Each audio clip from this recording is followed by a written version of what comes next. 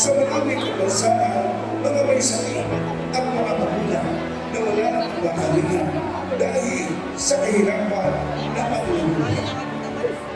At dahil sa kalakasan bigay sa akin ng ating Panginoon, bilang kabataan, ito ay sinamantala ko upang matagalan ang mga sobrang paghihirap sa paghahanap buhay, mga sakripisyo at pagtitiis na mula ng pagkabata ay dinarang na at hinasad ng Diyos sa iba't ibang klaseng kahirapan, sa iba't ibang matitinding pagsabot sa buhay hanggang mahabang panahon na pagkikipagsapalaran sa paghahanap buhay, pagiging taba at mas tunuri sa ating Panginoon. Ibinigay niya ang pagpapala kung saan naitadagdo ang malalaking negosyo sa Pilipinas at tulad ng malalaking planta, mga pinlin, malalaking farms at ang dami private corporation na pag-aari ng inyong lingkod ay isa sa pinakamalaking kumpanya sa Pilipinas sa chicken industry. Ulihin natin palagpakan ang ating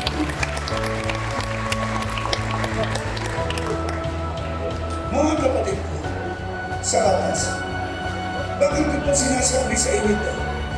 Bakit kailangan ikwento ko ang buo ng aking buhay sa inyo? Sinasabi ko sa inyo ito upang matutuhanan ang kapangyarihan ng ating Panginoon Diyos.